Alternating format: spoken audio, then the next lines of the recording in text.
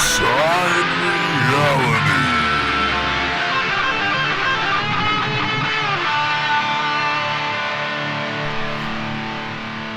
Hello and welcome to Ringside Reality.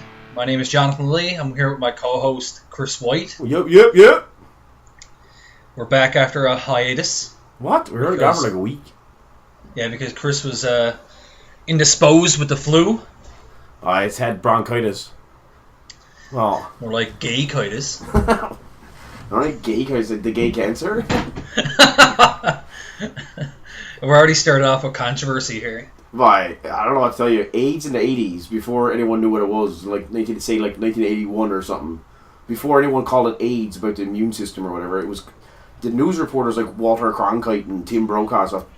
It would come up and that's what it was called, a gay cancer, because everybody assumed you're homosexual if you got it, and B, they thought it was cancer. So it might sound offensive, but it really not really is offensive. I don't think. It's just that's what it was called. I would say it's offensive now, but you're offensive. Probably. Because I mean, would you say the N-word now is still offensive? It wasn't offensive 100 years ago. Yeah, you're gonna go back to the fucking 1800s somewhere here now, man. I'm only talking about like when we were born. Like you're going back to like fucking. So that's 33 years ago. Yes, but I mean, the N-word has been offensive. All right, this is a wrestling podcast, not a fucking gay cancer podcast. Gay cancer. Okay, well, hello, welcome to a wrestling podcast, not gay cancer podcast. Anyway, I was sick. All right, He was sick. Yes, I was laying in bed. We were going to do the podcast on Friday. The last episode, we were like, we're going to record on Friday, but Chris was sick. But he did get to see Paul McCartney on Saturday. Was it Saturday night or Friday night? No, I went to Paul McCartney on Thursday night. Oh, Thursday night. When I was just starting to get the cold on Thursday night. So luckily, I kind of made it through Paul McCartney, but Paul McCartney's aura, if you will, lifted me. It took the flu out of me, if you will. And that was an awesome show. I mean, just getting to see Paul McCartney it's almost like surreal, really. I couldn't even believe I was watching it, to be honest with you, because, well, we had weird seats. We were behind the stage almost, like kind of like on an angle, but we were really close, so, to be honest with you, I basically just stared at his old ass all night, really, but it was still good. And it was kind of... I seen Guns N' Roses, too, the week before. The original Guns N' Roses lacking 2 members. And that was pretty good, too. That was probably more of a party, obviously, because I was shit-faced, but... McCartney was... there was a lot of old people there, but the oldies, gotta give them credit. They partied pretty hard, I gotta say. So, yeah, I'd love to see Paul McCartney. That's like one of my dreams. Well, I still want to see John Lennon, man. Back from the dead. So, it was an interesting week, and then... I got sick, and I had what do they call it? The man cold, or whatever they call it now? Yeah, he had a man cold. So, basically... Being a whiny bitch. No, freaking sexist, feminist fucking women. Apparently men can't get sick anymore, because when you're sick, you're not actually sick. You get the man cold. So... You're out of control. Okay. So, wrestling, it was a good week for wrestling. Hold on. Alright, so we're way behind, because... No, we're not. We just did one. No, we didn't talk about the draft. That was last week. Oh, sorry. So, yeah, we missed the whole draft because we would have done that on Friday before Battleground and before Raw last night. Well, the draft wasn't really... nothing really happened at the draft, so it's not like we got to talk about anything. Well, we could talk about who had the stronger show. Who you think, anyway? Well, I don't know yet. But, I mean, you really got to leave that to what happens tonight because, I mean, on paper it might look weaker, but Raw was excellent last night. I wouldn't say it was like the best Raw I've ever seen, but it was the best one in the last long time. I was more entertained by last night's Raw than I have been by any Raw since probably... I'm going to say probably 3 years, maybe. I wouldn't go back too far, but you got to understand, I think the product's pretty shitty, like around like 2007, 8, 9, 10, 11, like all that. I don't think anything really good. Yeah, me too. So, but on paper, I remember saying Raw was stronger originally, but then I kind of backed off because, like, looking at Raw's main event, like, this is last week's thinking, people, not, Raw happened last night, so it's obviously a bit different when we're going back to the draft. Last week I thought Raw was better, but the next day I kind of thought about it, and, I mean, just looking at this is before Balor thing happened last night, and I was like, you know what, their main event is really just Reigns and Rollins, because Lesnar's a part-timer, and I was like, that's not that great, and then over on Smackdown, I was like, their main event is Ambrose, Styles, Orton, Cena. So I kind of changed my mind a little bit, and I still say that SmackDown's main event scene is probably stronger. I would think, because really, Raw doesn't really have a main event scene, does it?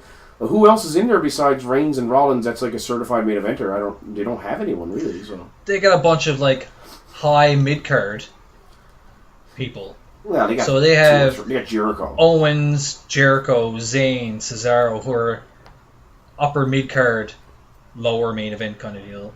Now, who do you think won this draft? Well, like you said, last week I was on kind of two minds. It's on paper you can look at it. That's what I was about to say. Like on paper you see what their draft was, like who was on each show. Then when the show actually happens, it's how they deliver who's on that show. You could have Breezango versus whoever. Who? Breezango. Oh yeah. Very good. But you pick up Breezango, it depends on what you're going to do with him. If you're going to give him a push, then that's not really that good unless you make him legitimate. They picked up Balor, and everybody's thinking to themselves, oh, what the hell are you going to do with Balor? He hasn't even debuted, and look what they did with him. He made a fucking huge impact last night, and now he's in the main event of SummerSlam. So... yeah. I guess it all depends on, well, it's July 26th right now, so SmackDown's first live non-draft, I guess the first show technically really is tonight. So we'll see what SmackDown does. I mean, it's kind of one of those, it's not really competition. It's internal competition, which is still better than no competition, I guess. But Raw was I think they got to step really their strong. game up. Raw was really strong last night, so they're going to have to do something. If SmackDown, if anything, should have lit a fire under their ass, I think. There's a few things I got against this whole draft thing. For one, what's the point of having a cruiserweight division on Raw? I don't really get that. I think that's more suited towards a SmackDown deal. They got Daniel Bryan as the GM of SmackDown, and he's the commentator for the Cruiserweight Classic, but they put the cruiserweights on Raw? Makes no sense. Then why couldn't they put Daniel Bryan on Raw as the general manager and just switch the roles? Or put the cruiserweights on SmackDown? Makes no sense to me. Another thing is, one women's champion on Raw. What do the women on SmackDown have to fight for? What's the point? I don't know. I don't know if they're just going to keep adding new titles or something. Or... Tag team's the same deal. If the tag team champions are on Raw, then what's the point of being a tag team on SmackDown?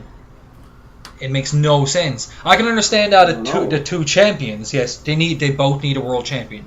Now, I don't know how I feel about this Universal Championship name. That sounds... I don't care about it. Like, in the fucking 50s and 60s, like, Buddy Rogers was the IGFF Universal Champion for, like, 20 years, and it was a normal name back then. It's just today's fucking mercs are all like, what's that? There was belts called the Universal title for hundreds of years in wrestling. Nobody fucking said anything.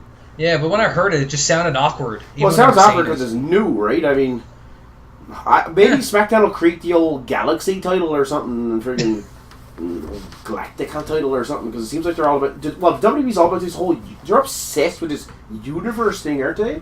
The WWE Universe, the Universal title. They're fucking obsessed, man. That's all they talk about. Because I read somewhere before that Vince didn't like the word fan. No.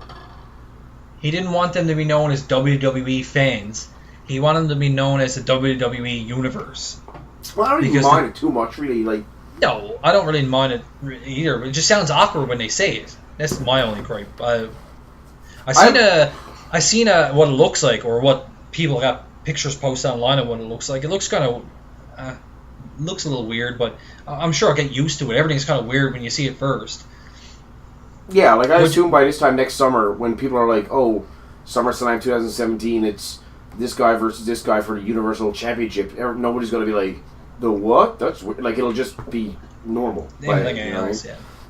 So, it's kind of like something that'll happen, but I don't know, it's last night's Raw, I guess we'll get to just, well, the draft happened, yeah, we missed the draft, and I don't know, I thought the draft was kind of underwhelming. Battleground came up. I was expecting just one more thing on the draft. I was like, back in the day, the only thing I remember about the draft was something always happened, like a heel turn or a face turn or a surprise guy came in. It was always like that one thing because it was a draft, right? Like they had to do something. And the only creep I got about it really is that the fact that aside from the guys coming out and announcing who they were getting, there was no surprise. Like nobody came out and kicked up a fuss on what show they were on.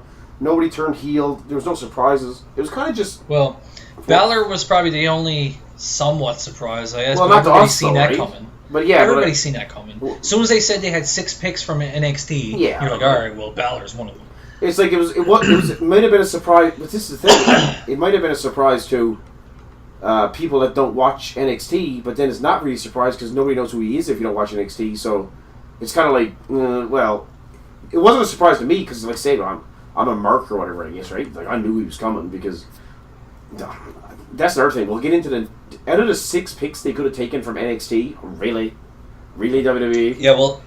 We'll talk about that in a second. Really? Battleground. The other big story coming out of the draft was Cesaro's shoot promo. Yes. That's got a bit of buzz going about it. They're saying it's a work shoot. I don't know what the hell that means. A work shoot is basically when they do it intentionally to make it look like a shoot, but it's already known beforehand that he's gonna do it. So the CM Punk pipe bomb of 2011 was a work shoot, as in Vince knew he was going to say that, but everyone thought it was a shoot, therefore it was a work shoot kind of thing. That's the whole... I actually thought Cesaro was very goddamn accurate, by the way, what he said. That he hit the nail on the head, man. Like, he really did hit the nail on the head, if you ask me. Everything he said is exactly what we've been saying for so long, especially about the whole authority thing and everything when he mentioned that. Because the guy asked him something about, well, what do you think about Stephanie and Foley? Are they going to get along? And he just kind of rolled his eyes and was like, yeah, that's the problem right now. He's like, we just got all these guys coming up. We got all these new talents and everything, and everyone's talking about fucking Stephanie McMahon, Mick Foley. Like, that's not the point. That should be the point of the show. And to be honest, I thought he would have been better on SmackDown too, to be honest with you. Oh, yeah, for sure. I agree with him as well. When I seen it, I think Renee Young kind of got... She didn't even know what was going on. And at Battleground, when he was on the pre-show, the same thing happened. They asked him about Sami Zayn and Kevin Owens, and he just, like, lost it. He was like, why am I talking about somebody else's match? I should be on the show. Yeah. And he's like, I'm sitting here talking about somebody else. He's like, I want to be in the ring. I want to be wrestling. This is what I am. I'm a wrestler. And she was just like, She didn't know what to say. She didn't know how to react. Did she show her tits? Well, we can only hope, but no one did that. But, like, he was saying stuff, and I think Lawler and Booker T was there as well, and all of them were just flabbergasted. They didn't even know how to react. She was trying to save it a little bit by being like, well, you were in the ring with both of them, and we understand your frustration. And he's like, you don't understand nothing, and all this stuff. Yeah. So, I think it's a good thing, Johnny, because it brought out a little personality in him, didn't it? Right? Oh, for sure. But do you think he's going to get buried because of it? No, he's not going to get buried. He was just putting a Fatal 4-Way match, and he had a good showing in the match. So it was obviously a work shoot, I think. Like, at first I thought it was a shoot. Well, Meltzer's saying it was a shoot when he was asked. I don't know. Like, the guy... He believes, and I read somewhere else too, that they believe that Cesaro was given the mic and said, say what you want, kind of deal, within reason. These are the...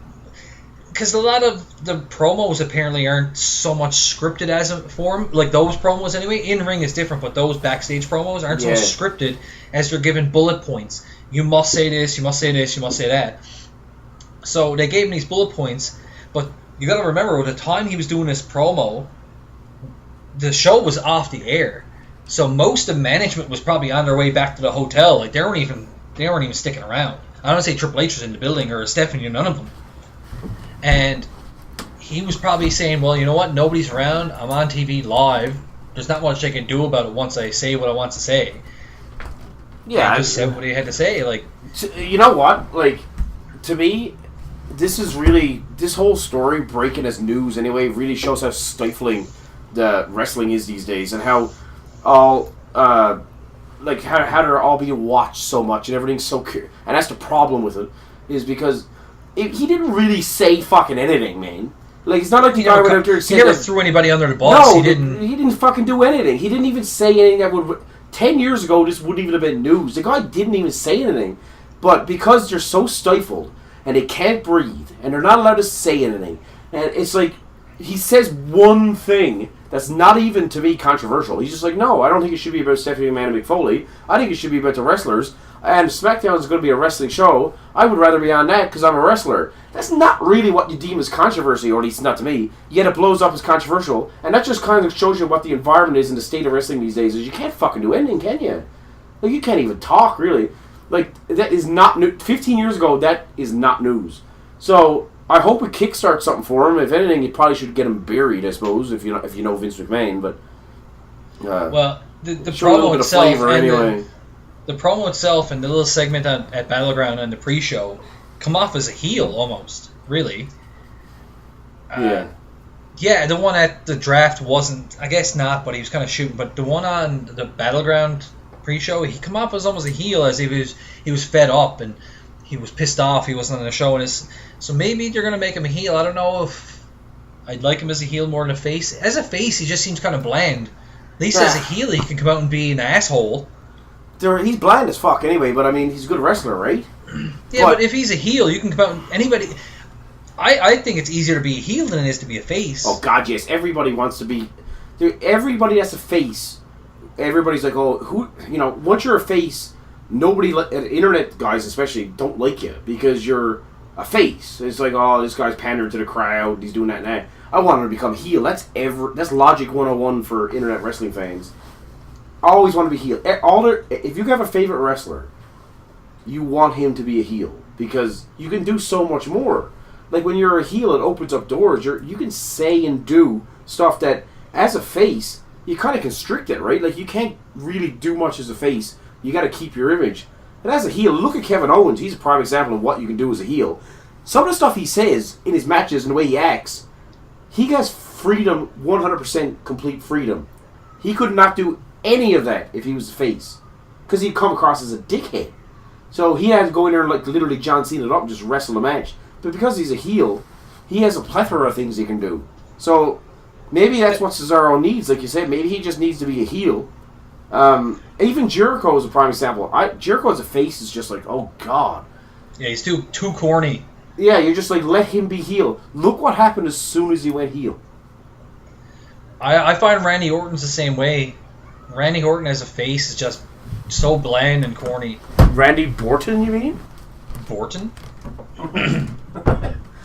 Well, I thought Borton was mildly entertaining at the Battleground, but we'll get to that soon. So, well, speaking of shoots, apparently that little comment he made about Lesnar wasn't in the script. He ad-libbed it. Can I say what, the enhancement one? Yeah. Alright. Hasn't Randy Orton had like 4 wellness policy violations? Well, I sent you that picture yesterday. It's like makes fun of Lesnar for a drug violation, has 3 wellness violations. Like, yeah, like I don't understand. He has no room to talk. I know he's trying to get his match over, I guess, and be controversial, but like so that comment he made about Lesnar was more controversial than anything Cesaro said, really, if you think about it, because he actually like went in and delved into like real life situations. But so Cesaro interviewed, that led to Battleground. Battleground happened too. There's a lot that happened this week, actually. Like for a product that's so stale and shit, there was actually a lot of stuff, Johnny. Like a lot of things happened over the last week, didn't it? Yeah, Battleground happened. It was a decent show. It was alright. My only gripe about Battleground was that none of the feuds mattered. No, everybody was going to different shows, so I didn't care what happened. The Wyatts versus the New Day. The Wyatts are being broke up, so you obviously know the feud is over with the New Day, so it doesn't matter who wins. What was the other one? The Club and John Cena, Enzo and Cass, all being split up, so who cares what happens? The whole show. Zack Ryder and Rusev, who cares? Reigns and Ambrose. Ambrose got a Smackdown name. Yeah, so that none of those feuds mattered, so it didn't matter what the outcome was. No, it didn't. That was the we talked about it, and that really was the only issue. Well, the show, like, it started off okay, and it peaked at the Zayn and Owens match, and then after the Zayn and Owens match, I don't know about you, I blew me load, because that was about halfway, I think, maybe. It went downhill with Natalya and Becky Lynch. Well, the next match out started to go downhill. But I don't blame Becky and Natalya, because the next match out after that was doomed anyway. That Zayn and Owens match was a 4-star match, so. But after that match was over, Natalya and Becky comes out, and I mean, like, you're basically, it's death for these guys now because Zayn and Owens just happened, and the show really fell apart. I thought, like, I stopped paying attention, to be honest with you. Like, well, you were getting drunk on rum apparently on Sunday night. Like, you didn't even care, obviously. Like, there was, no, you didn't give a fuck. And then the main event was really what the whole show was built around, and we didn't know going in. The question was, is Vince going to punish Reigns? I think that was on everybody's mind. Everybody's kind of wondering if he was going to come back and just continue to be what he was before as if nothing happened, or if he was going to come back and in classic Vince fashion punish him for what he did. And before clearly, we say what actually happened, in your opinion, what do you think he was punished?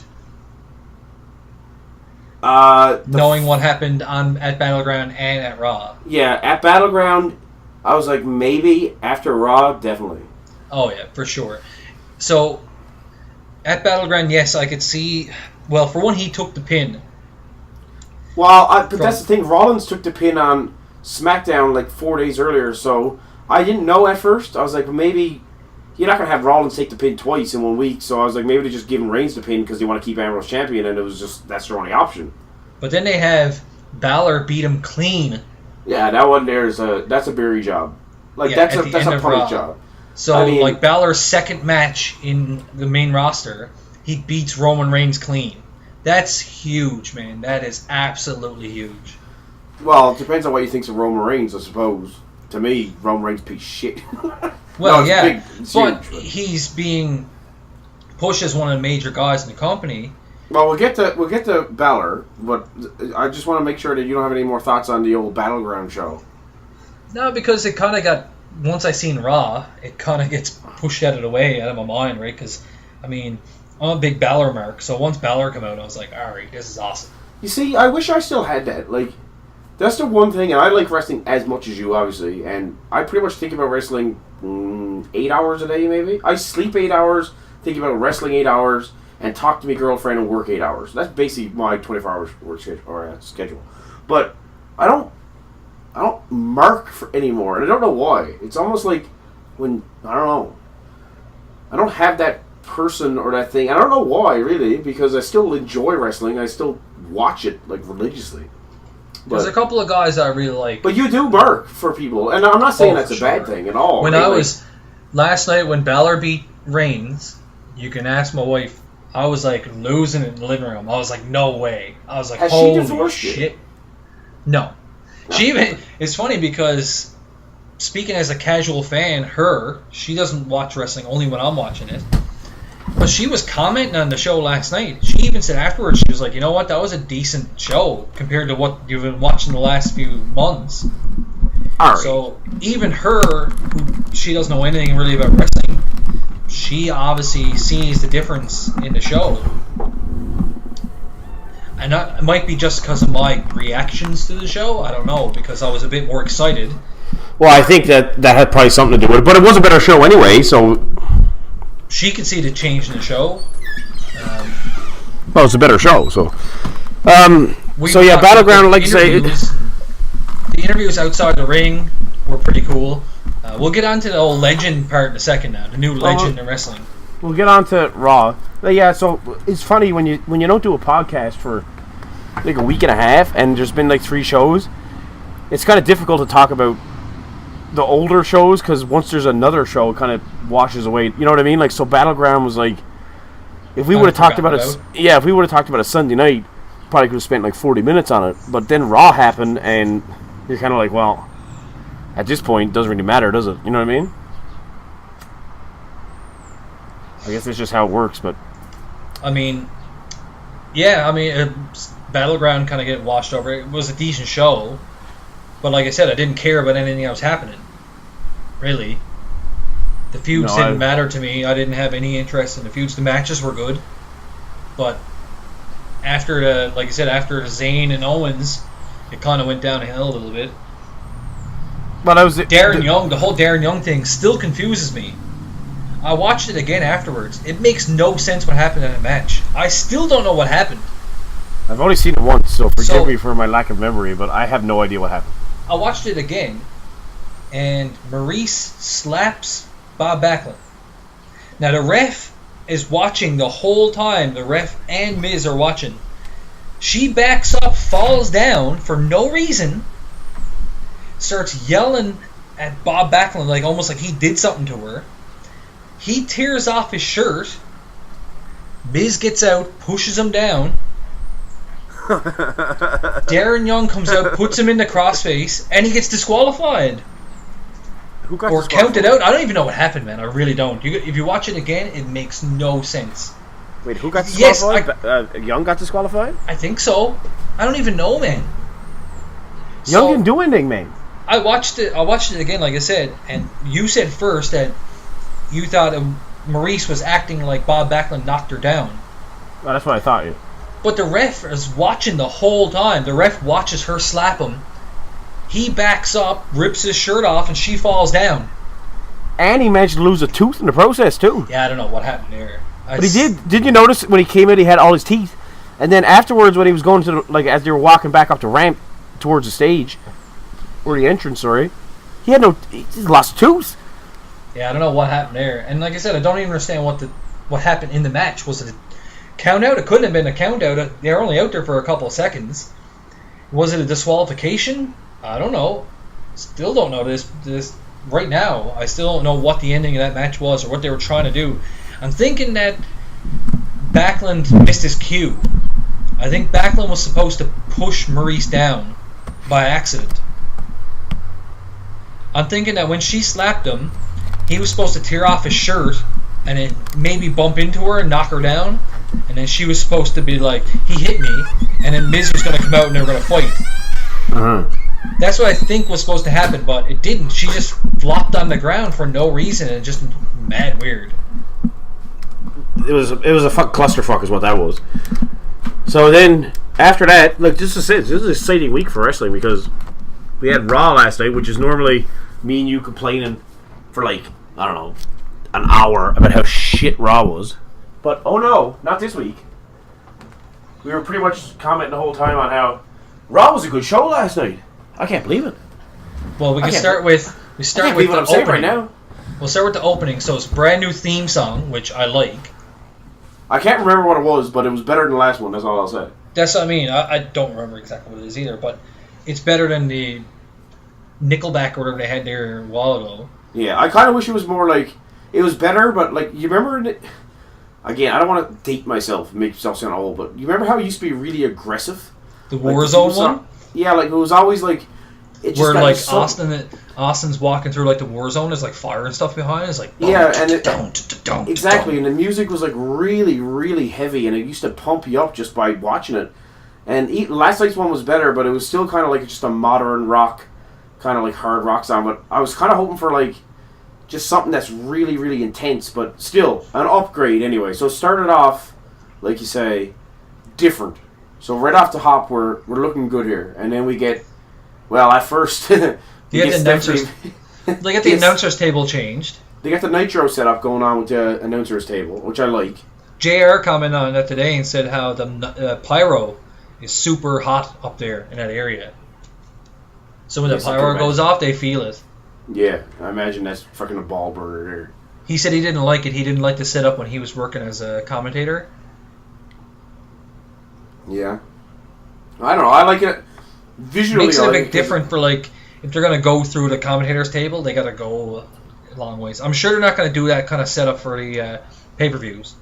No, because you just guaranteed table collapse during a pay-per-view. But so it got off to a little bit of a different start. So I'm wetting my pants already because I'm hoping different. They're not just the whole new era crap, and I'm hoping they're not just going to sell me on this and it ends up and it starts off really bad because the first thing I see is Stephanie and Foley in a ring, and I'm like, oh god, here we go. But then it kind of cuts to all the wrestlers, that's another thing. I'm so sick of all the wrestlers coming out whenever there's a big announcement, but whatever. That's not a big deal. I commented that before too when Ambrose won at Battleground and all the wrestlers came out. I was like, where the hell's kayfabe here?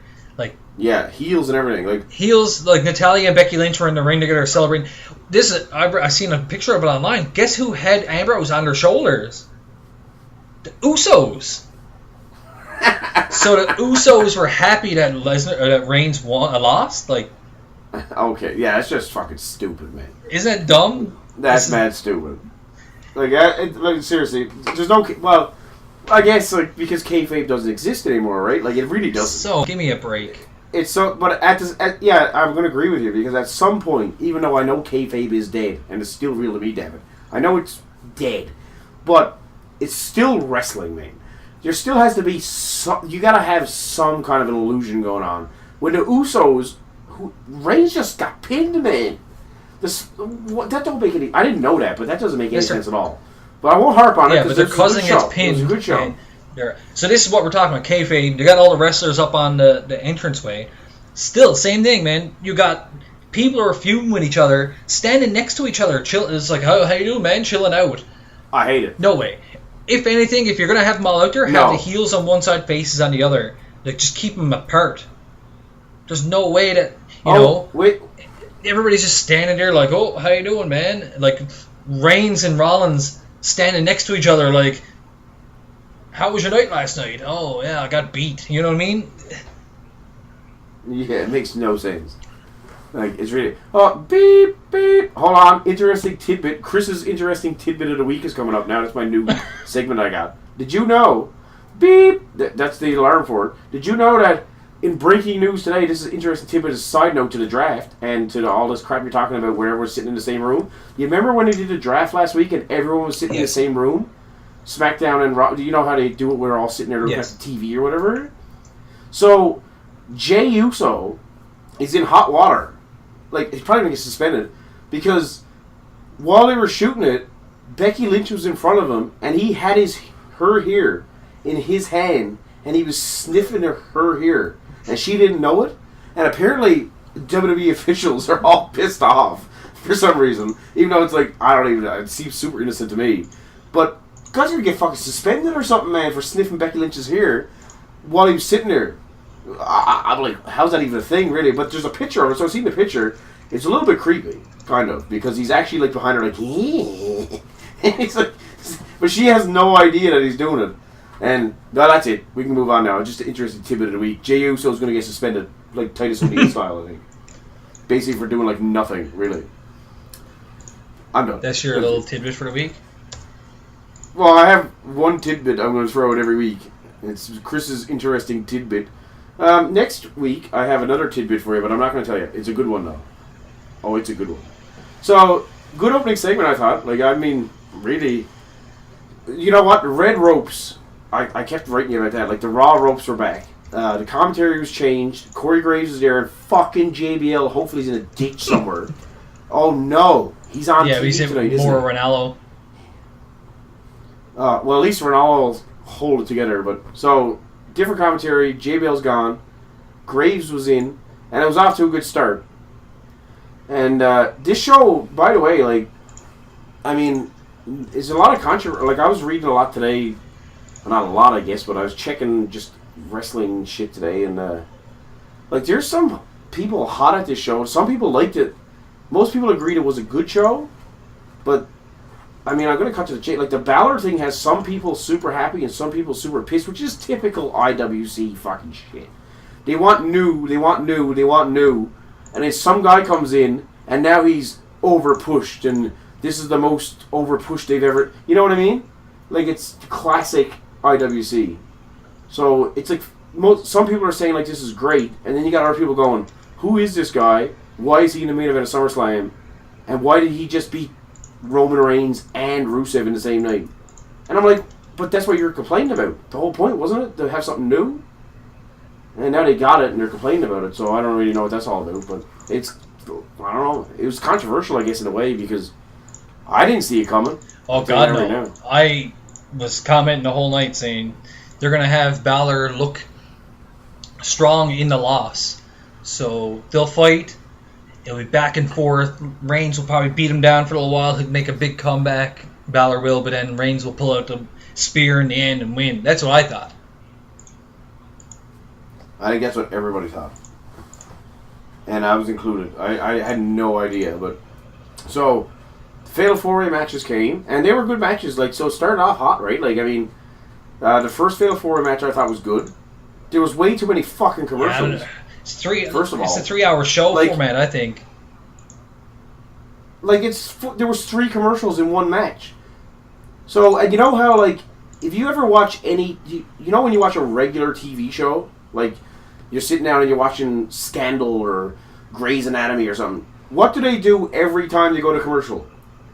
They leave you with a cliffhanger, right? You know what I mean? They always leave you. You want like, to tune in after. Well, you're gonna sit through that stupid commercial because you want to come back. Like that's television 101. I don't even work in the industry, but you always want to leave with like a little bit of doubt because you want to make sure that you get the viewer back after the commercial's over.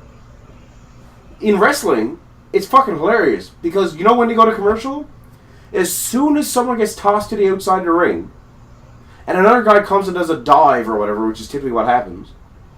Every time you see him outside the ring in order to go to commercial, there's no cliffhanger at all. You're like, I guarantee you, most people probably just go, I'm going to turn on some other show and they forget about it because you don't leave you with no anticipation for what's coming up next. But 3 in one match now, you're starting to push it now, man. Like, come on. Yeah, it was rare back in the day to much. even have 1 in the middle of a match. They'd always do the commercial before a match, after a match. It was only usually when it was a long match. You know, you're looking at 15, 20-minute matches. They'll do a commercial in between it. Yeah. I mean, that first match, I suppose it went... I don't know, I didn't time it. I'm sure it was a pretty long match, but 3 commercials? 25 3 minutes, commercials is maybe? a lot, man. Maybe 2. Okay, Maybe so, do 1 just at the first when they're like in a rest hold or something, I don't know. And then do 1 somewhat near... Not near the end, obviously, because that's when the climax is, but coming just before the climax of the match. But 3 is a bit much, man. Well, it's a little bit too much. I think it's the 3-hour show. They're trying to fill fill time. That's what I said last night. There's a 3-hour show with 30 minutes of wrestling. Yeah, and that's what it seems like. But I don't understand how it works because that Fatal 4-Way, the first one went. And by the way, it was a good match. And like I'm not shitting on Raw here because this was a good start. We're about a half an hour in now, and I'm intrigued. I'm following the product because I want to know what's going to happen. But this was a 20, 25 minute match, right? Probably. Like I said, I didn't time it, but okay, but they took 3 commercials. But then, how many times has Raw started off with a 20-minute fucking promo from Triple H or something? And they don't take 1 commercial in the first... I've seen segments start off, and I'll just use Triple H because he's notorious for it. I'm not shitting on him either, really, but he is notorious for it. I've seen him come out from 8 o'clock start, and the fucking promo will be over at like 8:22, 8:23. Obviously, you're not taking a commercial in the middle of the game's promo. They go 20, 25 minutes, no commercial. But when there's an actual match happening, which, by the way, this is called wrestling, last time I checked, so people tune in to see wrestling, they cut to 3 commercials? Like, that was the only gripe I had about all that. Like I said, it was off to a good start. You know what's funny, too, is one of those commercials was probably for the WWE Network. So it's for their own product. So couldn't they just put it off till afterwards? It's not like they're paying an advertiser for it. No, they're not paying Target or something for it. It was just a WWE network. That's like we talked about that before. that watching the network commercials on network shows. So if you're watching Battleground, a commercial comes on for the WWE Network. But I'm already watching the WWE Network, watching the goddamn pay-per-view. I don't need a commercial to sell it to me. I'm already watching it, man. Aren't you watching it because you've already paid your fucking $9? So why am I being advertised for it when I already have it? It makes no sense. Yeah, that makes no sense at all. So, that was like, I mean, the match was good. Like, I thought it was the wrestling itself. I mean, it had the same, like, the wrestling itself is what it is these days, I guess. I mean, like, super kicks galore. Nobody sells a goddamn thing. Or there's a couple of those gets on my nerves, really. Like, Kevin Owens did a lot of super kicks. Kevin Owens, the whole goddamn roster does a lot of just 5-6 super kicks a match, isn't there? What I didn't get at Battleground was when Rollins powerbombed Reigns into the turnbuckle, and then he just no-sold it. Superman punched him and like ran off the ropes, and I was like, "Oh, okay." Well, that's you got powerbombed into a turnbuckle, and you didn't feel it whatsoever. That's a bit ridiculous. Well, you know what it did. You know what it did is, and this is the same thing with the super kick now.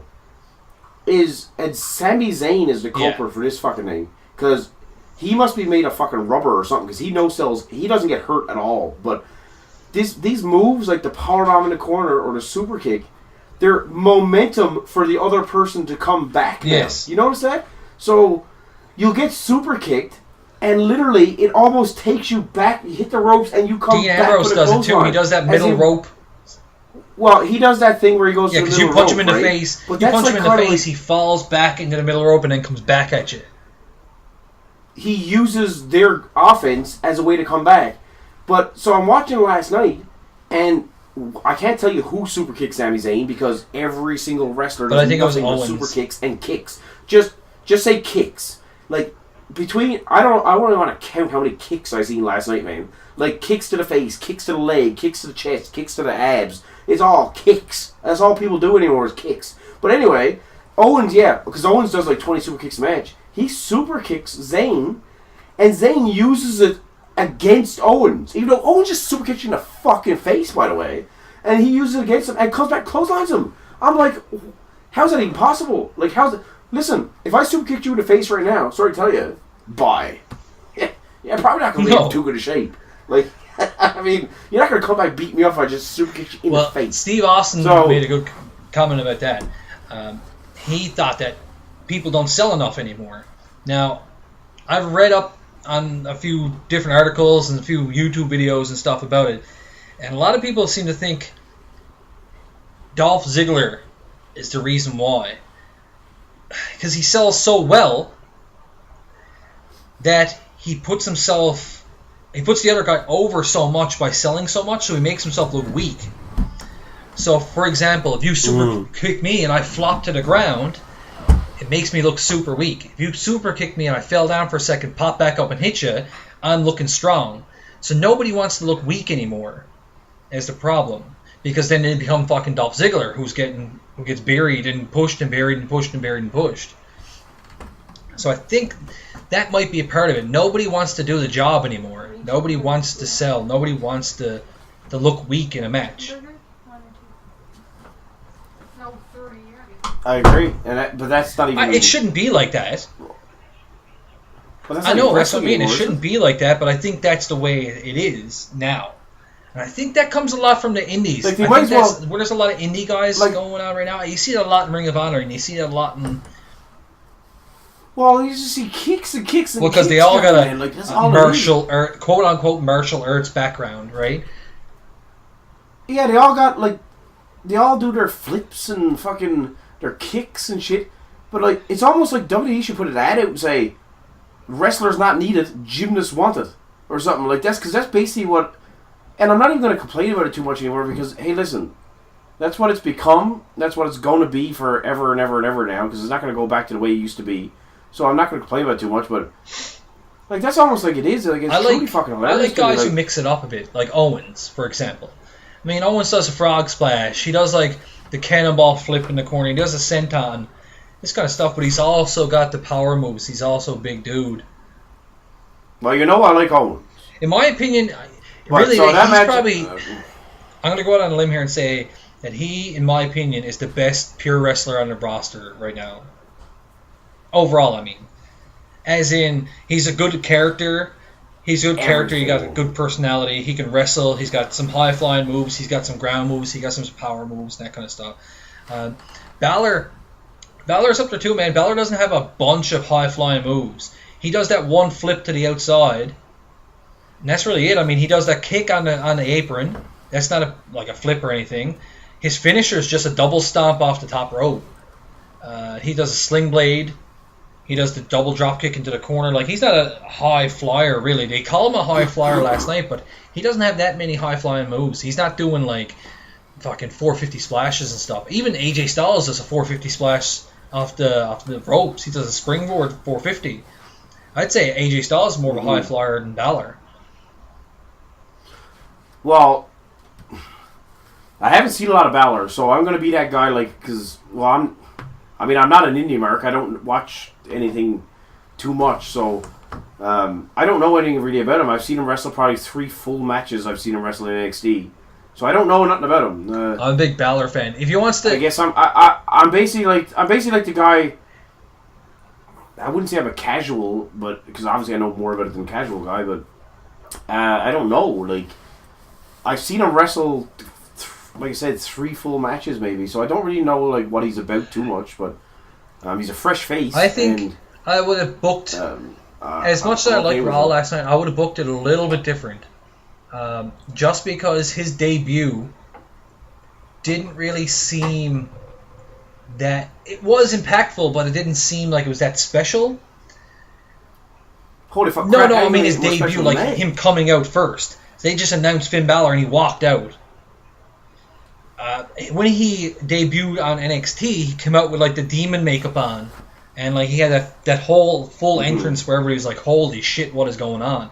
I think I would have said there's two Fatal 4-Way matches.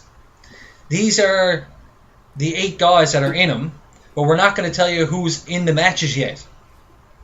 And wait till they're announced, because he was announced last in those, and he was announced last in his first match when he came out. So I would have had him like in full makeup. So when the match started, or when the match started, they made their entrances. When he made his entrance, I would have had him come out in his full demon getup, because I think that would have been visually a bit more like, holy crap, what is he like?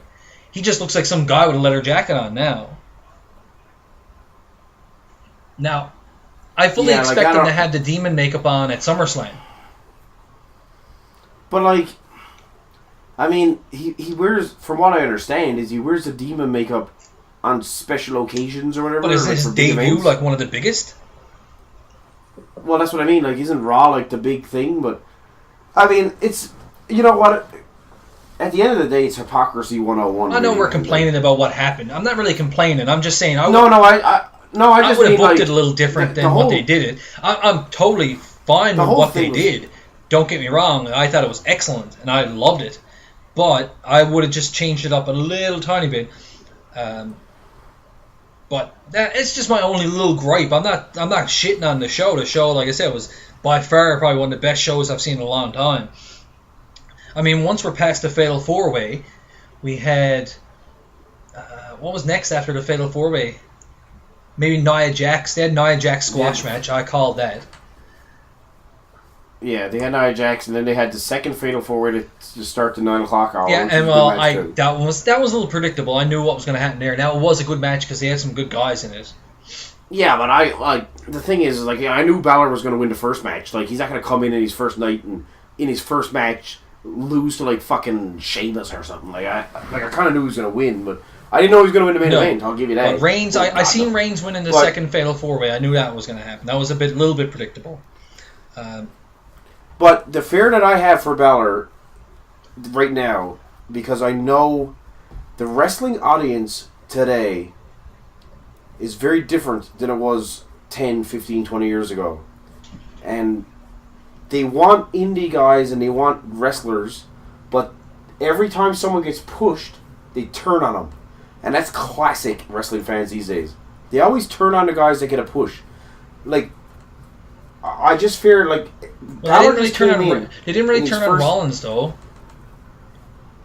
No, they haven't turned on Rollins yet, but Rollins has been gone for a long time, too. He only had 3 or 4 months as champion last year before he disappeared for 9 months. They really haven't had a chance to turn on him yet. But the only thing I fear is, like, Balor just came in. No, I know, but, like, everyone always complains about, like, this is the thing. Everybody complains about people being overpushed, shoved down your throats, overpushed. Balor just came in and pinned a U.S. champion and pinned a 4-time WWF champion or WWE champion in one night. And his main event in the second biggest show of the year on his first night. So I can see, and I'm not saying I agree with it, I can see if it goes on for any more than like a month or two, the crowd starting to go, ooh, boo, and start jeering the guy. Because the WWE has a tendency not to let things grow naturally. They have a tendency just to go like, boom, here it is. And I just hope, for his sake, and for, like, what they did was perfect. I hate Reigns. I didn't want Reigns to SummerSlam. I'm way more interested in Balor versus Rollins. Way more. Just because it's fresh. I don't know what's going to happen. I don't even know. Balor might win the goddamn title. I don't know. It's way more interesting. My only fear is that I thought it last night too, is they might be fucking pushing it just a little bit not only winning one match on Raw when you begin, like I said, man, he pinned a US champ and pinned a 4-time champ and his main event SummerSlam on his first night. That's, like, you're pretty much putting a rocket launcher on your back and shooting you to the goddamn moon. Like, that's more than Brock Lesnar and more than fucking all these guys that got super pushed back in the day. So, I think they got to manage him a little bit because a lot of the audience, too, like, he didn't get, like, a wicked pop or anything. He got, like, an average... A lot of people didn't know who he was. Like, he got, like, an average pop and there was a few Finn chants and everything, but they were kind of weak. So, just be careful with him, like, you know what I mean? Like, Vince has a way of ruining all these guys, man. I agree he's getting pushed. I don't want him to ruin Balor. I don't want him to ruin Balor. I agree he's getting pushed. It depends on how they're going to book him from now on. So... Exactly. That's what I'm getting at. Is it depends on what they're going to do. He can't come out Monday night and lose. He shouldn't even wrestle on Monday night, actually. He shouldn't wrestle no more until SummerSlam. Now, we still want to see him. I still think that he should be legitimized, because that's what they've done. They wanted him to come up and be a legitimate threat and legitimize him as a big star. Because if he would have come up last night and lost, let's say he lost the first match, well, he'd been nobody. If he even lost against Reigns, people were like, oh, well, he's just up on Raw now to be fed to Reigns like we thought he was going to be. Oh, he's just being fed to Reigns, whatever. He's just going to be a nobody just like, you know, everybody else. They're trying to legitimize him, and I understand. Yeah. Okay, you're well, Balor's probably like... Well, not Mark, you're a fan. You know more about him than I do? Will you acknowledge that? Okay, so you know more about him. I just want to get your reaction to this, because this is what... Well, the podcast is all about, I guess. This is what fucking Vince Russo, who's a nutcase, said. He wrote this after last night's Raw. I want to read this to you, and I want to get your reaction to this. Let me know what you think of what he said. All right? He said, after tonight's Raw aired, I came to the conclusion that professional wrestling as a business we know it is dead. The new era is officially here, and the genre that many of us enjoyed and supported for decades is over. Gone forever are days of unique characters, compelling storylines, and fights that look real. And here to stay are days of middleweight, at best, beating no one but two heavyweights in the same night. In the same night is basically a joke. When Finn Balor was booked to defeat Rusev and Roman Reigns in the same night on his first night, this was a nail in the coffin for professional wrestling. I believe that I would see that a powerhouse like the WWE cater to a smaller audience with the loudest voice, the IWC. Tonight, the IWC won the war. It's over and done with. The casuals can now officially give up all hope. What do you think about that? I disagree in the fact that this has been going on for longer than what last night. So, professional wrestling. Well, he said nail in... He acknowledged that it has been going on, but he said it was the nail in the coffin. So, I'm going to go... That's it. She's over. A lot of people, obviously, if they're casual fans, won't know about it, but... Pro wrestling in Japan is huge. It's not a business over there. That's a lifestyle to a lot of people over there. Pro wrestling is monstrous, right? So that's why a lot of these guys who leave the U.S. or Mexico, they go to Japan to legitimize themselves, to learn their trade, and they come back. Almost every top star that's not John Cena or Roman Reigns has gone to Japan at some point and learned how to wrestle. AJ Styles leaves TNA, goes to Japan. His second match, he wins the IWGP Super Heavyweight Championship in his second match. And that's still like one of the biggest championships in in all of Japan. He beats over all these Japanese stars. He walks in from TNA and they give it to him right away. Now AJ Styles is not the biggest guy in the world. He's over there beating like legitimized Japanese stars. So for them to say that this middleweight comes in and beats... Listen, buddy, Shawn Michaels is no big fucking deal. Like, he was never a big dude. Bret Hart's not even that big of a dude. He's bigger. No, they're 200... Shawn Michaels and Bret Hart were 240 pounds. Like, they were 6'1". But still, like, they're not... You put them up against Vader. They would have been... If they were in the actual UFC, then they would have been considered a heavyweight, probably. You put them in against Vader. Vader's a huge dude. Well, Vader's Undertaker, Kane. You can't look at... This isn't real. This is pro wrestling. It's all about suspending your disbelief. If it was supposed to be a real fight, guess who the champion would be? Big Show. Braun Strowman? Big Show, he'd never be beaten. Yeah, he's a fucking monster. Yeah, but like, isn't... So, but with wrestling, when you suspend your disbelief... Hold on, this is another good one. At Wouldn't the same Daniel time, Bryan beating isn't it Triple H, Randy Orton, and Batista in the same night at WrestleMania, wouldn't that have been worse? It would have been completely that's what worse, happened. in my opinion, yes. It would have been an absolute... But the only thing that made that work is that it was portrayed as a miracle. You see what I'm saying? So when that happened, that was a goddamn miracle in wrestling. That shouldn't have... They portrayed it as if he's so small, he's a goat, he looks like a goat, he shouldn't have done that. And because he did it, that's what made it so special. But they didn't portray Balor that way last night. They didn't say, like, oh, he shouldn't win this match. He basically came in and won the matches and But left. the thing was, like, he the show didn't was even over. look... The Daniel You Bryan even thing said was to me, like... you're like, he looks like a star. Like, you said he looks... He looks money. The only thing that came out a little bit weird, he looks like money. He's going to be a star. I'm not shitting on Balor. I'm just reading it. Like, I'm trying to get the different perspective, because I don't want this show to be just two smirks going, oh yeah, indie guys, I want to have perspective, right? Like, I want to talk about stuff in a different kind of way. I don't want to just sit here and go, agree with each other all the time, but... You know what I mean? Yeah, like, I want to present the other side. The only thing I will say is, when he got in the ring with Reigns, he looked like a goddamn child. I mean, like, he literally looked like a 3-year-old kid. He looked like James Ellsworth versus Braun Strowman, very much. Like, not even So, I mean, I understand, like, both points of view, and it's very, you know what, though? Like, you know what this does? It makes people talk about the product, and that's what we've been harping on for so long. But this comes from Vince Russo as well, who misused so many guys in WCW. Don't you talk about forklift match. Well, he misused Eddie Guerrero. He misused Chris Jericho. Misused Benoit. Because they were big enough. You know why? Because they were vanilla midgets. If you're gonna put Balor into the same, he's not big enough. He shouldn't be in that spot. Man, listen, put him in the spot. If it fails, guess what? It fails. The one thing I will say is, the interesting thing about it all is the WWE is the biggest promotion in the world, obviously. So, TNA and New Japan and ROH and all those guys are promotions, and New Japan especially is well respected and stuff, but WWE is the king. It's the king big. Of all the guys that you talked about that came over that learned their craft, if you go back over the history of wrestling and look at the guys that became megastars, none of them learned it over in Japan.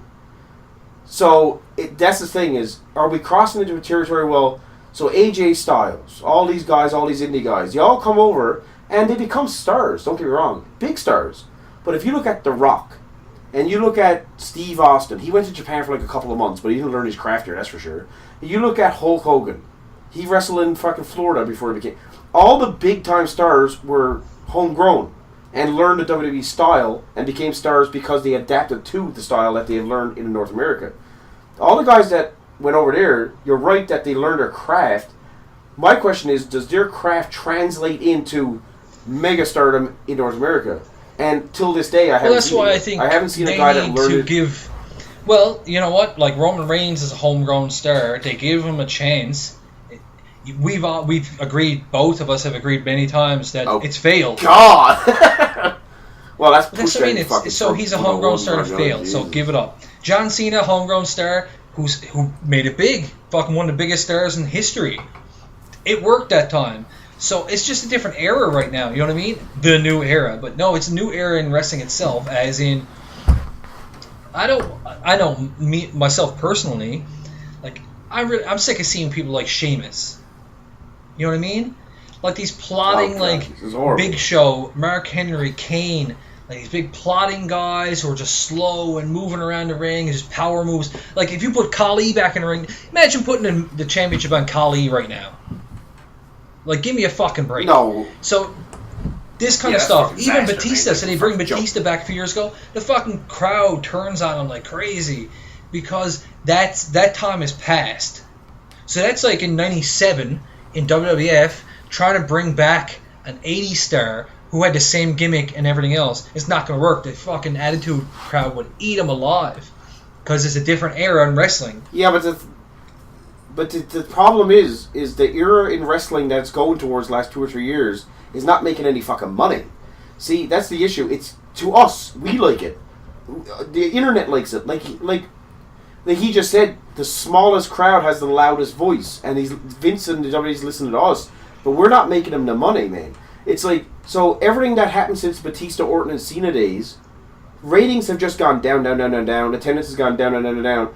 Gone are the days of characters like Steve, like I said before, like Sami Zayn and Neville and Cesaro and Balor. Even like what are that's these why people? I think, who are they? That's They're why I think wrestlers. that Balor. I would have had Balor come out with the demon paint on, because that's a different character. That's somebody you can build a character on. It's almost like Balor's that's gonna be almost okay like an anyway, Undertaker. It's almost like an Undertaker-ish character, where like the music and the lighting and the fog and stuff, and he comes out and he's almost like a different entity. And this, you know what I mean? It suspends your disbelief. It almost brings you back to the time when you were a kid and wrestling was this mysterious thing, and all these different characters, and people had powers and this kind of stuff. You're talking about people who are just blah, just wrestlers. Like Cesaro comes out, he's a wrestler. Neville comes out, he's a wrestler. That's what I'm saying. Like even Rollins comes out, he's a wrestler. Reigns comes out, he's a wrestler. Dean Ambrose comes out, he's a wrestler. Balor's one of those guys. He can sell action figures. He can sell merchandise. You put him out there as a character like the Demon character, he's selling. He's going to be a big seller, man. He's a guy I think that they can legitimize. Yes, he's not the biggest guy in the fight, but that don't always matter. You know what I mean? Oh, it's not really about the size. I just brought up his size just because I didn't really notice how small he was until he got in the ring with Reigns. Now Reigns is a big guy, right? Like, it's not really a fair thing to say, but Reigns is like 6'6", 250, 260. Like, the man is a fucking pretty big dude. But I think I'm just talking about the direction that it's going completely. I like it, and you know what I mean? Like, I'm like in the middle of it because I like it because I'm a wrestling fan. I like watching wrestling. I'm almost like, I don't know if I like. It's just the style of it is so weird to me. Like, I guess I need to adapt to it, right? Like, maybe just like anything else in life, try changes. Like, I can watch Kevin Owens and Sami Zayn have a match, and then the internet blows up saying it's amazing, and everybody's like, but all I seen was nobody sell a goddamn thing, and people super kick each other in the face and legs and hips for fucking 20 minutes. That's all I seen. But then you go on the internet, it's like 5-star match. I'm like, but that's what I mean. Maybe I'm like just need to catch up to the times. I guess is what I'm saying. I don't think I'm that big a smart where I look at that kind of match. Well, the people are saying it's a match of the year contender and stuff. I don't know if I seen that. It was a good match, but Owens and Zayn, like people are saying it's like match of the year contender. I don't know about that. I don't know if I've seen a match of the year contender on the main roster right now. Like I said, the NXT. The Balor versus Nakamura match on NXT was like the best match I've seen this year, probably. And those ladies from last night deserve a bit of credit too. They fucking went all out. Yeah, they fucking give her. We got to talk about that because I thought Sasha Banks died like twice. And then right after Charlotte, when Charlotte did that moonsault to the outside, man, oh man, that was pretty crazy. They put it all on line. It was a good match. Oh yeah, well, Big E did the spear to the outside of the ring to the middle rope and almost died as well. Well, I mean, every time Sasha and Big E go through the ropes, I actually feel like they're gonna die. Well, that one last night was nasty with Sasha. She fell on her face and her back like bent in half. I thought she broke her collarbone. In all honesty, she landed right on her shoulder.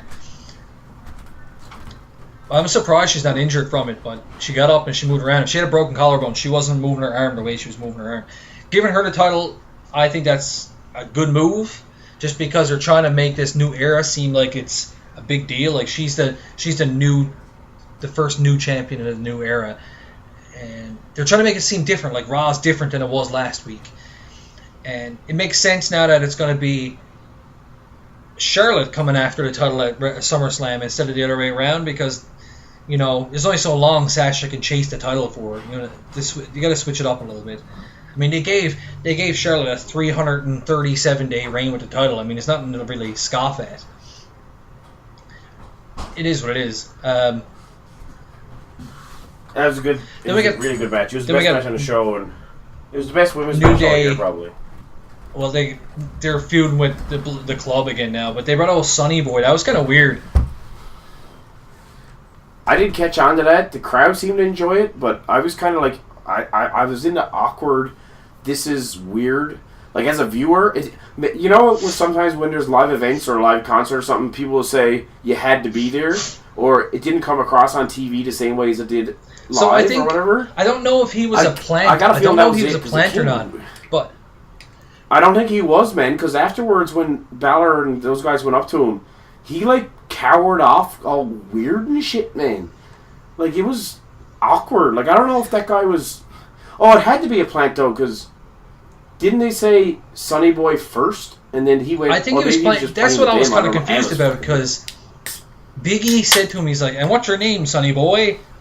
And he's like, "Oh, my name's Sonny Boy." And he looks at him like, "No, seriously, what's your name?" And he's like, "Sonny Boy." And they kept asking him, and he was just like, "Sonny Boy, Sonny Boy, Sonny Boy." So I don't know that if awkward. that was scripted or if he's doing that just to mess around and just... You know what I do know? That was a horrible Oh. goddamn segment. I was just like, oh, God.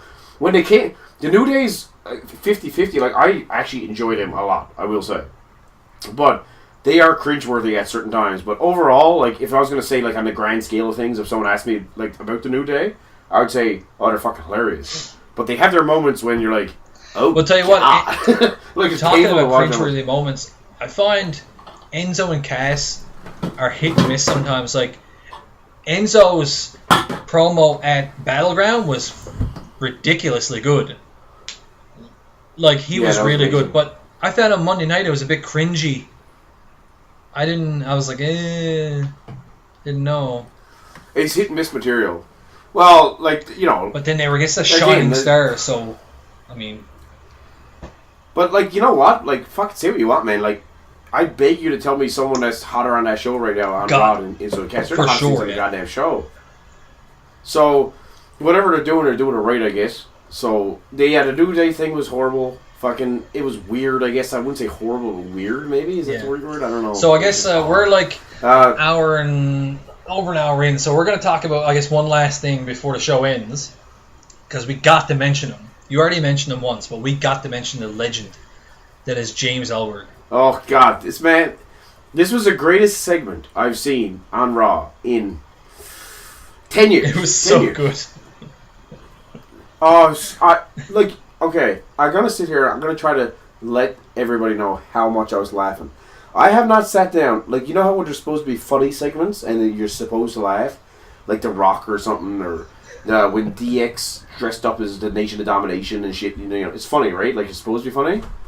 I don't know if this was supposed to be funny, but when I was messaging you last night as this was going on, I was in fucking tears, man. Like, I was laughing harder. So, I'm assuming I know where you're going with this. I hope you're talking about the legend that is James I don't really know his Ellsworth, fucking wasn't name. Ellsworth, is it? But he has no chin, So, for one. That's fake- the first thing I noticed. I was like, buddy, Well, he's- well, you got no chin. Like, your face melts into your neck. Like, I don't even know what's going on. His hair, I don't even know. He had a haircut from, like, 1994. He looked like a child. I posted the video online today on Facebook, and I shared you in it. And a friend of ours, Curtis, who did our logo for us for the show, he commented, he said, did they get a child out of the crowd and let him get beat up? Because the buddy looked like a kid. He had no shape to him whatsoever. He definitely was like one of the production crew. They just grabbed and put some trunks on. No, he was a local jobber, man. Remember? Yeah, but days he of can't local be a jobbers? wrestler. There's no... Yes, Look he at- was a wrestler.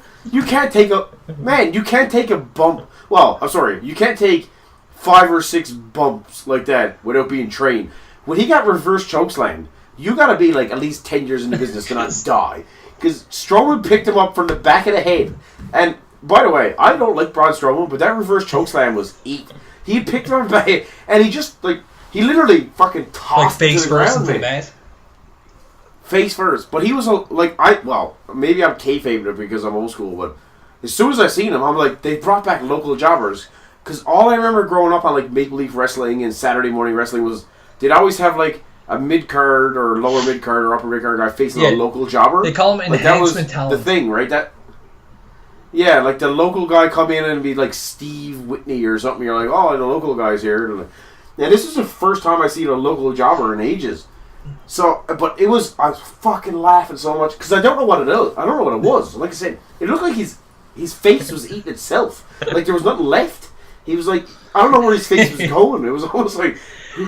There's a picture of him online on the wrestling Mount Rushmore, and his nose is super pointy. So I don't know if that's what his face actually looks like or not. But he looks like this. He looks like a bird. That's what it looks like. Yeah, he does. He looks like a bird, like a peacock or something. We got to talk about his opening promo before. Because Barnes Saxon's like, I also like that. We have to talk about that. The little interview things they were doing before and after the matches and stuff. That was pretty cool. Oh yeah, it made it. That was nice. Actually, we go on record and say the best thing Saxon's ever done was last night when he had these little interview segments.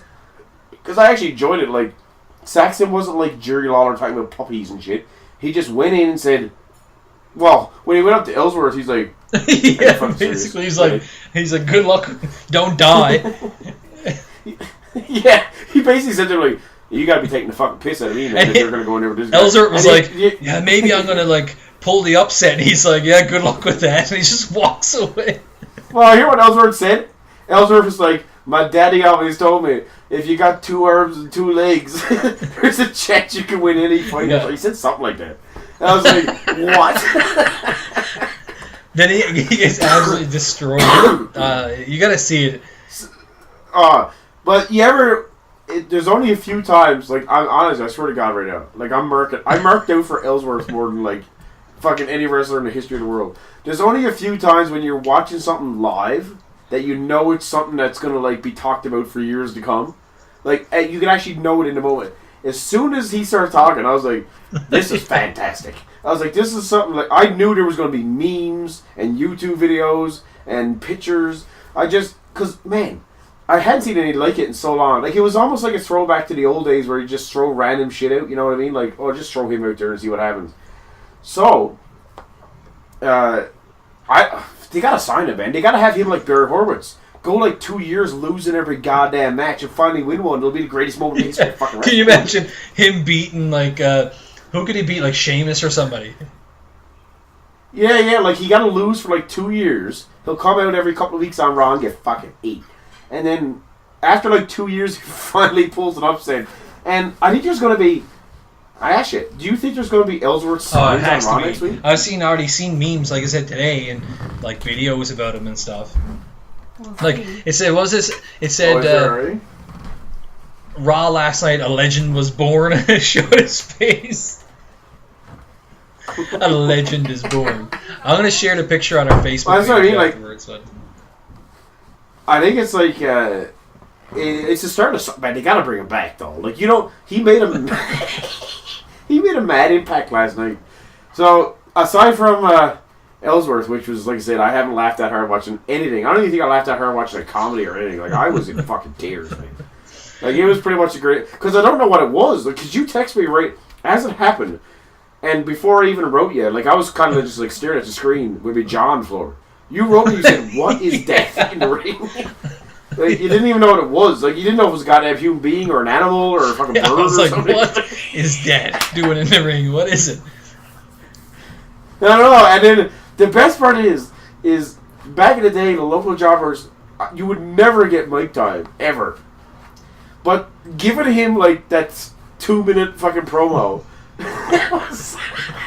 it was awesome. Like, they actually give him mic time, dude. The local jobber gets mic time. You're like, what? And I don't know what he was saying. He basically said he's like, I'm going to try to pull out the upset on him and all this stuff. And Strowman goes out and eats her. He punched Strowman a couple times in the face, remember? And Strowman was just like, alright. Yeah. Well, that's the best part, is you didn't put him in there with even like Rusev or Sheamus or anything. You put him in with Strowman, who's like 90 feet tall and weighs like and looks like a goddamn fucking gargantuan. So they put it in with him, and it was just oh man. So that was highlight. It wasn't a highlight night. It was just it was a funny moment of the night. It was better than anything I seen. It really capped off the whole thing, like that plus Balor plus the good wrestling, plus the women's match, plus everything made a good show. It was funny at times.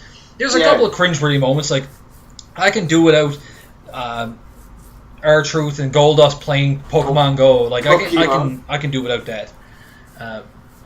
Well, you know, WWE's going to capitalize on any popular Yeah. trend in society. That's their thing. If anything becomes popular, they're always talking about it on it. Yeah, I know, but it was overall like it was just.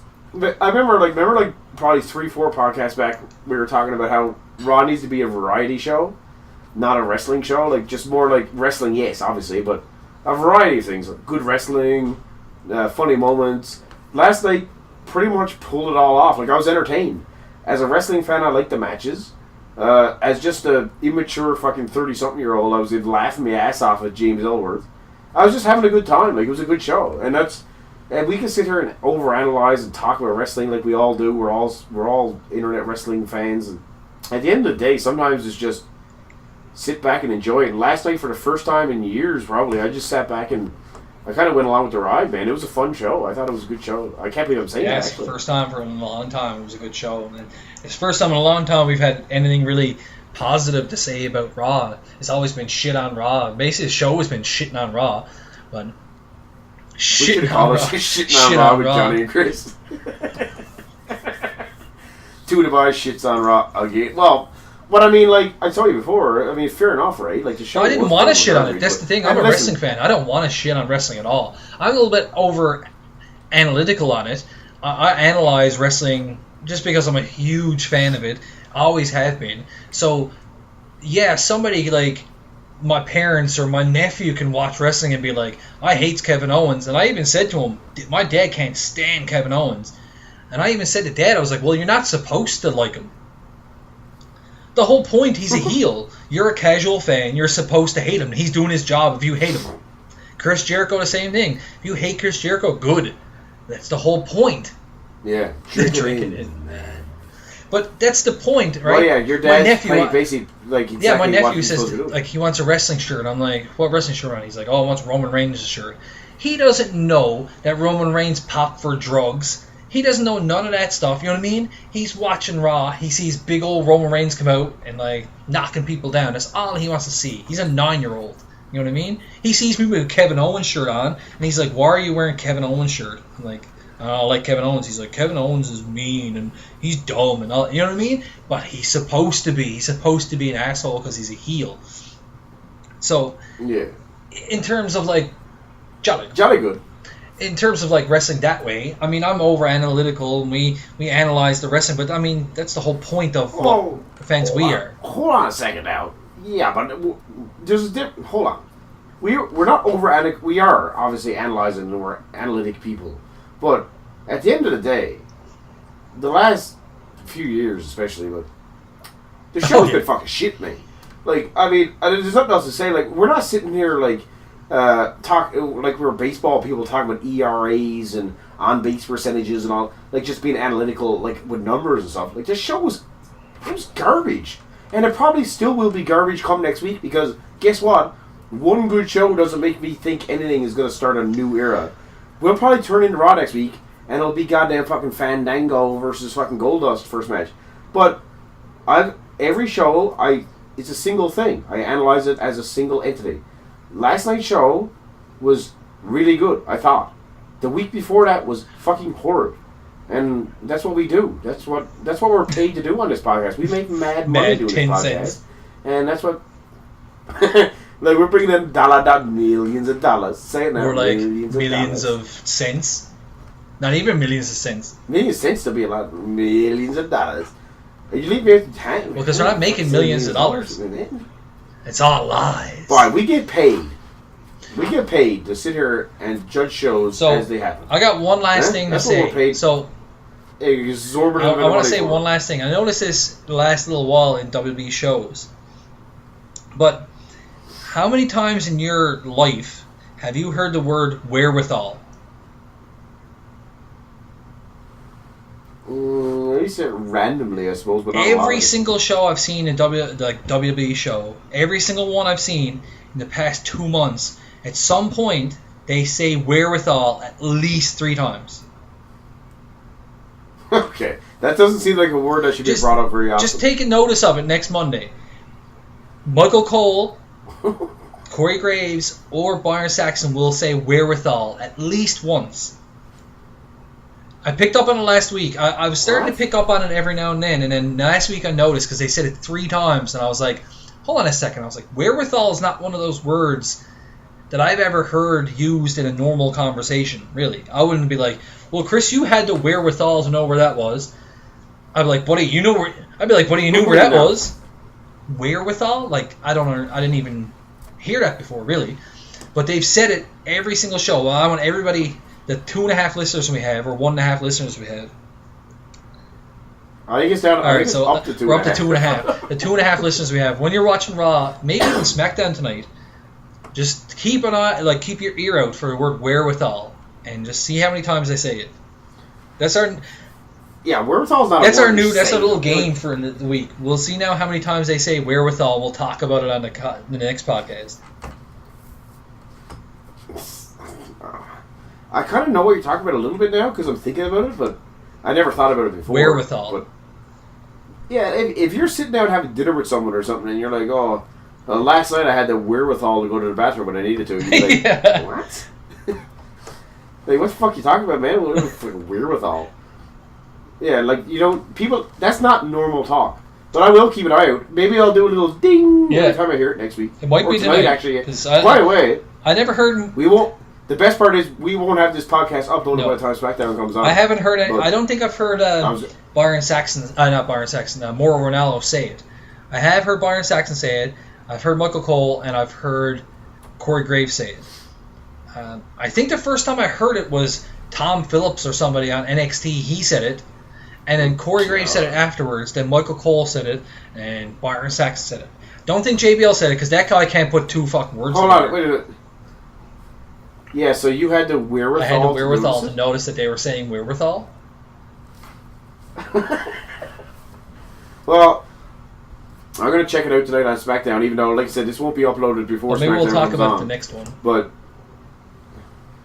this weekend, hopefully, I won't come down with the gay cancer again. And Yeah, we'll be able maybe- to do a show. We'll try for Friday, I guess we'll be, or No, don't even make it. we'll try for that all time. over the But I place. know, but we'll You know try how we for are. around there. But it's not going to get up. It won't even be put up until the next day or probably the day after. By the time I edits it and I puts it together and I puts the video together and I puts it up on YouTube and all that stuff, it takes forever, man. It takes like 6 hours to upload it to YouTube. So it takes like a day to get her going. all right, well, she cut her off because it's getting a bit late here. Well, no, yeah. Well, my supper's ready again. I'm horribly fat, so you'll notice that every podcast ends with me basically going, I want some I want food." some supper. So it's the same old thing every time, because Mel just brought in my girlfriend, Melanie. Her name's She's a female, brought in- not a guy named Mel. Yeah. She just brought in corn on the cob with potato salad and 2 chicken burgers, and the whole time you're talking, I'm just like, ooh, so Get that. can't wait to get into that. But me and Johnny are going to go. We're going to enjoy our first SmackDown Live. That's apparently the new name of it. tonight.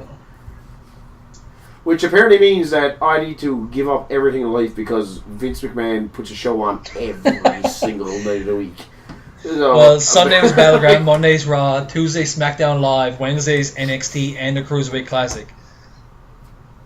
Oh God! The funny thing is that we sit here and bitch about it oversaturated, but we sit there and watch. Oh it. yeah, we're like, I love it. Give me more. Well, it's Then in Cambridge, Ontario. It's currently Yes. 7:20, 10-9. and we just talked about wrestling for about an hour 20 or whatever we've been at. But the sad part is, I'm gonna go eat my supper, Sit down and watch wrestling. and then I'll probably watch wrestling. Start fixing you for the rest of the I'll night. probably get up tomorrow now and like watch some YouTube videos of wrestling, and then Thursday be same thing. I'll watch the NXT and I'll watch the Cruiserweight Classic, and then Friday I'll watch wrestling again, and then we'll talk about wrestling on Friday. And we'll talk about it on Saturday. And playing As wrestling long games as on my phone. And the 1.5 people that listen to our show. Well, yeah, you're always checking it, and then I just want everyone to know that like we're passionate about. well, if we can wrestling, talk for an obviously. hour and a half it's about not just wrestling, like. then obviously. But that's not it though. Like people don't. Well, the 1.5 people that listen to our show don't realize that it's not just like we sit down once a week and get it off our chest. We basically talk about wrestling every day to each other, non-stop. Really, I mean, this is kind of just like part of the gig that we do. Like, I mean, like I said, once this podcast's over, I'm not gonna not talk about wrestling until like next week when I do another podcast. God no. I'll pretty much right talk about afterwards. wrestling. Like soon as at least SmackDown comes every on, day. now we're gonna be talking about what's happening. Well, especially because, like I say, SmackDown needs to live up. They got to put off a good show tonight. They have to, because they don't want to start behind the 8 ball, do they? Yeah, they got to step up to the plate here. They got to step Raw up. had a good show. Yeah, Raw had a good show. They don't want to start off behind the 8 ball and be like, "Oh, we had a shitty show." So it's all good. All right, wrestling audience, people, whoever's out there, people over in Kazakhstan, Hungary, England. I don't know where people listen. Y'all have a good night. Yeah, we'll be. That's the end of our show. We'll be talking to you again sometime.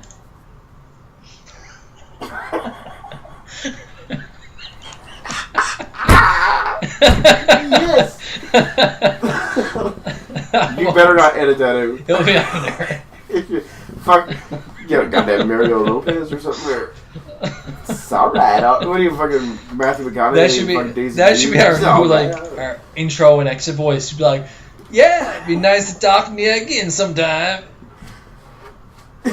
You went like almost like cool early 90s fucking weed smoker to like Southern Louisiana 1960s KKK or something. I'm not sure what you're like. All right, we'll talk to you sometime. I don't know what you just did, but anyway, we'll just ignore that just happened. All right, that's our show for tonight. We'll see you this weekend, peoples.